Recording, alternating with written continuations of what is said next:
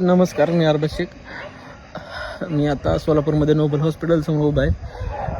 पप्पांना 8 दिवस झाला हॅमरेज झाला आहे म्हणून ब्रेन हॅमरेज झाला आहे म्हणून आम्ही त्यांना सोलापूरला ॲडमिट केलं आहे.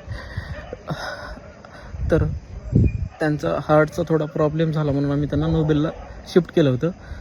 आणि नोबेलचा अनुभव मला इतका घाण आला की जेव्हा आम्ही पेशंटला ॲडमिट केलं तिथे, तर 10,000 आधी डिपॉझिट भरायला सांगितलं. आम्ही ते भरले आणि जेव्हा त्यांनी मला काही गोळ्यांच्या चिठ्ठ्या दिल्या की ह्या गोळ्या आपल्याला लागतील, आणि मग मी त्यांना विचारलं की मी हे बाहेरून आणू शकतो, तर त्यांनी सांगितलं की नाही, आमच्या मेडिकलमधूनच तुम्हाला त्या गोळ्या घ्याव्या लागतील. काही इंजेक्शन असतील ते तुम्हाला इथूनच घ्यावं लागतील. तर जेव्हा मी इथून त्या गोळ्या घेतल्या तर ते जवळजवळ सगळ्या गोळ्या 40,000च्या पेक्षा जास्त होत्या. त्यांनी मला ते म्हणजे 3 टाईम मला त्यांनी त्या गोळ्या आणायला सांगितल्या. तर 40,000 रुपये जेव्हा मी हे सगळं बघितलं, त्यांच्याच मेडिकलमधून घ्यायला पाहिजे हा फोर्स त्यांचा मी बघितला. आणि जेव्हा ह्याच्या आधी पप्पांना जिथे ॲडमिट केलं होतं तिथे असं काय मला आढळलं नाही. मी त्याच गोळ्या बाहेरून आणायचो तर ते मला जवळजवळ अर्ध्या किमतीत मला मिळत होत्या. जवळजवळ आता 40,000च्या जरी गोळ्या मी बाहेरून जरी घ्यायचा विचार केला असता तरी मला 20,000पर्यंत त्या पडल्या असत्या. पण इथे एवढी लूट होती आहे आणि माझ्या बापाला मला मरताना नाही बघायचं आहे. आणि म्हणून मला असं डिसिजन घ्यावं लागलं की त्यांना नोबेलमधून शिफ्ट करावं लागलं.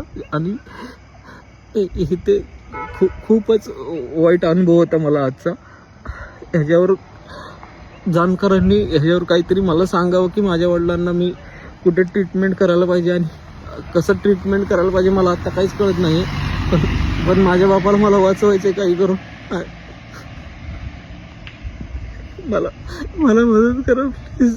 सैराट फेम अरबाज शेख उर्फ सल्या या कलाकाराने जे आहे इंस्टावर एक पोस्ट केल्यानंतर जे आहे आता अन्न व औषध विभागाची कारवाई सुरू झालेली आहे. सोलापुरातील नोबेल हॉस्पिटल येथील मेडिकलमध्ये अन्न व औषध ड्रग इन्स्पेक्टर हे कारवाईसाठी आलेले आहेत. सहाय्यक आयुक्त औषध हे सोलापूरच्या नोबेल हॉस्पिटलच्या मेडिकलमध्ये आलेले आहेत. साहेब, काय ॲक्च्युली काय नेमकं प्रकरण झालं होतं आणि थोडं सविस्तर सांगा. याच्यामध्ये आज रोजी सकाळी अशी माहिती प्राप्त झाली की या नोबेल हॉस्पिटलमधील मेडिकलमधून रुग्णांना आणि त्याच्या नातेवाईकांना औषधं याच मेडिकलमधून खरेदी करण्याची सक्ती केली जाते. माहिती प्राप्त होताच तात्काळ या ठिकाणी तपासणीसाठी आम्ही व्हिजिट केलेलं आहे. याच्यामध्ये असं दिसून येतं आहे की मान्य आयुक्तांचं एक परिपत्रक होतं, त्याच्यामध्ये यांना अशा प्रकारे कोणतीही रुग्णांना इथूनच औषधी खरेदी केली पाहिजे अशी सक्ती करता येत नाही. त्या संदर्भात त्यांनी या ठिकाणी बोर्ड प्रदर्शित करणं गरजेचं आहे. तशा प्रकारे कोणताही बोर्ड या ठिकाणी प्रदर्शित नाही आहे. आणि इन्व्हेस्टिगेशनमध्ये असं दिसून येतं की या ठिकाणी त्यांनी हॉस्पिटलच्या पहिल्या मजल्यावरील OPDमधून जे प्रिस्क्रिप्शन आहे, डॉक्टरांचे जे प्रिस्क्रिप्शन आहेत ते या मेडिकलच्या सॉफ्टवेअर सिस्टीमवरती कम्प्युटरवरती डायरेक्ट डिस्प्ले होत आहेत. त्या आधारे औषधं विकली जात आहेत आणि रुग्णांच्या नातेवाईकांना केवळ या ठिकाणी औषधाचं बिल पे करण्यासंदर्भात पाठवलं जातं. ही प्रिस्क्रिप्शन कोणत्याही प्रकारे रुग्णांच्या नातेवाईकांच्या हातामध्ये दिलं जात नाही. म्हणजे ही एक प्रकारे या परिपत्रकाचं, मान्य आयुक्तांचं जे परिपत्रक आहे त्याचं उल्लंघनच आहे हे दिसून आलेलं आहे. याबाबत तपासणी अहवालामध्ये नमूद करण्यात आलेलं आहे. त्यासोबत या मेडिकलची औषधी व सौंदर्य प्रसाधने कायद्यातील नियमाच्या अनुषंगानं विस्तृत तपासणी करण्यात आली. त्यामध्ये सुद्धा काही गंभीर उल्लंघनं आढळून आलेले आहेत.